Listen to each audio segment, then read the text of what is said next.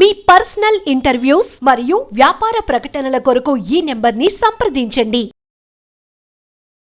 నమస్తే, welcome to మనం TV. ప్రస్తుతం మనతో పాటు ఉన్నారు ఆయుర్వేదిక్ డాక్టర్ చిట్టిబోట్ల మధుసూదన్ శర్మ గారు. సార్తో మాట్లాడదాం. హలో సార్, నమస్తే. సార్, హెడ్ఏక్ కామన్ ప్రాబ్లం అయిపోయింది సార్. అయితే హెడ్ఏక్ కి మైగ్రేన్ కి డిఫరెన్స్ ఏంటి? అసలు ఈ హెడ్ఏక్ ఎందుకు చూస్తున్నాం? ఇంట్లో హోమ్ రెమెడీస్ యూజ్ చేసి ఎలా తగ్గించుకోవాలి అంటారు? ఓకేమా, headache is very common to all, అంటే ఆల్మోస్ట్ 90% ఆఫ్ ది పీపుల్ కు కామన్ అయిపోయిందమ్మా. ఇది ఒక్కొక్కసారి సరదాగా డాక్టర్స్ కూడా అనుకుంటుంటారమ్మా, headache itself is becoming headache to the doctors అని చెప్పి చెప్తుంటారు అనమాట. అంత క్రిటికల్ ప్రాబ్లం అది. అందరూ ఇక్కడ ఇంకోటి ఏంటంటమ్మా, ఈ హెడేక్స్ కొన్నిటిరైతే పరీక్షలో స్పష్టంగా ఈ హెడేక్స్ దేని వల్ల వస్తాయో తెలుస్తాయమ్మా. సర్వసాధారణంగా మన హెడేక్ వచ్చినప్పుడు డాక్టర్ గారి దగ్గరికి వెళ్తాము. సో వ్యాధి నిర్ధారణలో భాగంగా so CT scan, MRI, other X-rays, blood test, urine test అన్ని చేయిస్తారమ్మా. కొన్నిలో స్పెసిఫిక్ తెలుస్తుంది ఈ యొక్క కారణం వల్ల ఈ హెడేక్ వచ్చిందని చెప్పేసి. కొన్నిటిలో ఎలాంటి కారణం తెలియదమ్మా. ఫర్ ఎగ్జాంపుల్ ఇప్పుడు మీరు అడిగినట్లు మైగ్రేన్ హెడేక్ ఉంది. మైగ్రేన్ హెడేక్ ఎలాంటి కారణం ఉండదమ్మా, తెలియదు అసలు మనకు రిజల్ట్స్ పరీక్షలో. కానీ పేషెంట్ మాత్రం ఫ్రీక్వెంట్ ఇబ్బంది పడుతుంటారమ్మా.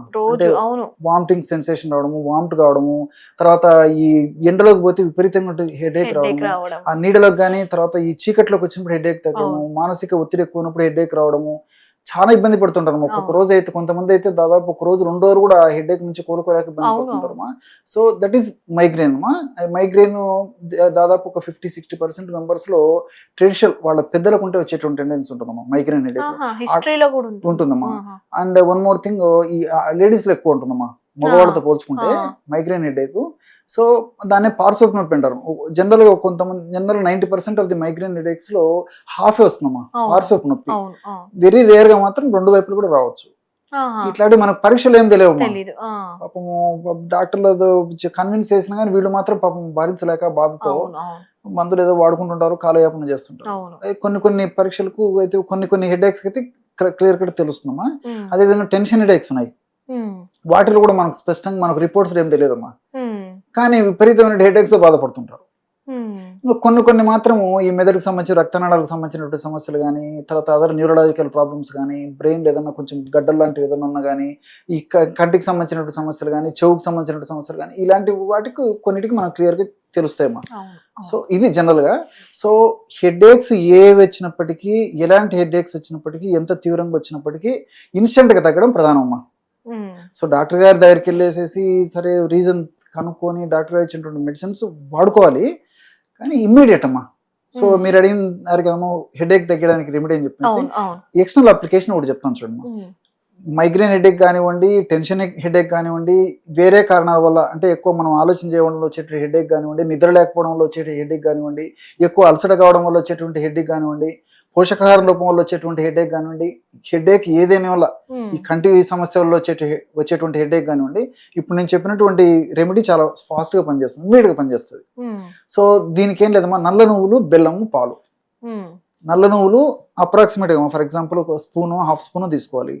అదే విధంగా బెల్లం అమ్మా 3 మన ఇంట్లో ఉండేటివే, అది ఒక హాఫ్ స్పూన్, 1 స్పూన్ తీసుకోవాలి.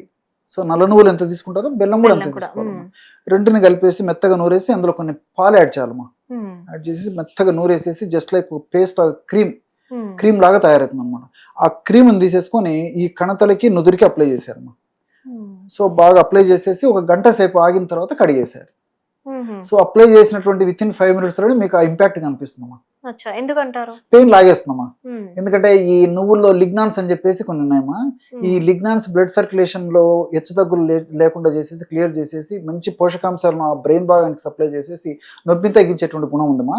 సో లిగ్నాన్స్ అనేటివి పనిచేస్తాయి. అదేవిధంగా బెల్లంలో మంచి పోషకాంశాలు ఉన్నాయమ్మా. అంటే ఇప్పుడు కాల్షియము, మెగ్నీషియము, పొటాషియము, ఐరన్ ఇలాంటివి అనేక రకాలైన పోషకాంశాలు ఉన్నాయి. అందులో రెండోది ఏమంటే ఈ బెల్లము ఓవర్ హీట్ ను తగ్గించేస్తుందమ్మా. చెరుకు నుంచి వచ్చింది కదమ్మా. 100% మందిలో ఓవర్ హీట్ కావడం వల్లనే హెడేక్ వస్తుంది, తల కూడా వేడిగా ఉంటుందమ్మా. సో దాన్ని అప్లై చేయడం వల్ల కూల్ అయిపోతుంది. రెండోది ఏమంటే ఈ డిప్రెషన్ ఉన్నప్పుడు కూడా ఈ ప్రాబ్లం ఎక్కువైపోతుందమ్మా. డిప్రెషన్ కానీ, ఎక్కువ యాంగ్జైటీ కానీ, ఎక్కువ ఆలోచన ఉన్నప్పుడు కానీ, స్ట్రెస్ ఎక్కువ ఉన్నప్పుడు కానీ, మానసిక ఒత్తిడి లాంటివి ఉన్నప్పుడు కానీ నొప్పి ఇదైతుంటుందమ్మా. సో బెస్ట్ యాంటీ డిప్రెసివ్ గా పనిచేస్తుందమ్మా ఈ యొక్క బెల్లంలో కెమికల్స్. సో రెండోది ఏమంటే చక్కగా నిద్ర వచ్చేదానికి కూడా ఉపయోగపడుతుంది.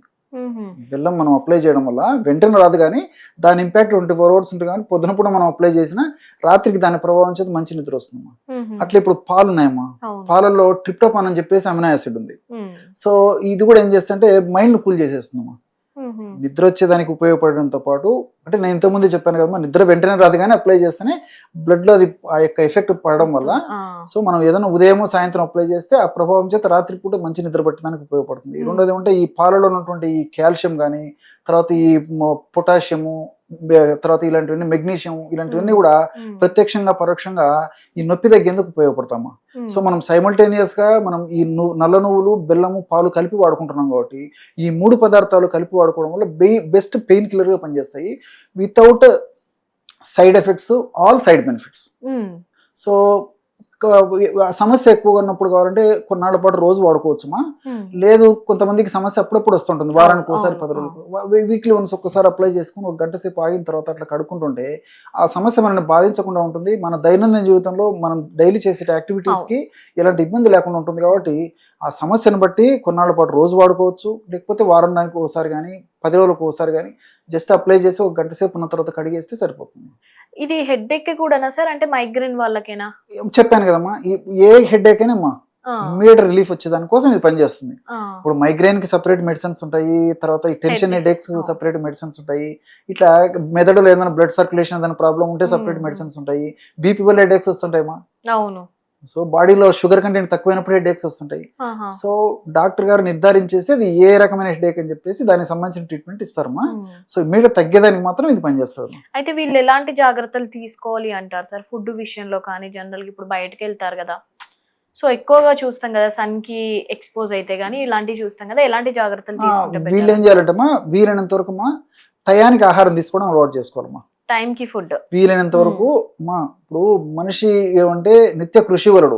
సో ప్రతి ఒక్కరు టెన్షన్ లైఫ్ అయిపోయింది. సో దీనివల్ల ఏమంటే ఫుడ్ అప్ అండ్ డౌన్ అయిపోతుందమ్మా. అట్లా కాకుండా ముందు ఆరోగ్యం ముఖ్యం కదమ్మా, ఆరోగ్యం మహాభాగ్యం. సో కంపల్సరిగా టైమ్లీ ఫుడ్ తీసుకునేది అలవాటు చేసుకోవాలమ్మా. ఎప్పుడు పడితే అప్పుడు, ఎక్కడ పడితే కూడా, ఏది పడితే ఏది, ఎలా పడితే అలా తినకూడదమ్మా. అండ్ వన్ మోర్ థింగ్ ఏమంటే న్యాచురల్ ఫుడ్ కు దగ్గర కావాలమ్మా. సో ఫైబర్ ఫుడ్ బాగా తీసుకోవాలి, ఆకుకూరలు, కూరగాయలు, పళ్ళు, డ్రై నట్స్, డ్రై ఫ్రూట్స్, ఇలాంటివి కనీసం మనం రోజు తీసుకునే ఆహారంలో అట్లీస్ట్ 30-40% ఇలాంటి ఆహారం ఉండాలమ్మా. అండ్ వీటన్నిటితో నీళ్లు బాగా తీసుకోవాలమ్మా. సో మన వాళ్ళకి ఏమంటే రకరకాల కారణాల చేత నీళ్లు బలవంతం మాకు అసలు భగవంతుడు మనకు నీళ్లు తృప్తికరంగా ఇచ్చిన మన బాడీలో ఉండేదే 75% వాటర్.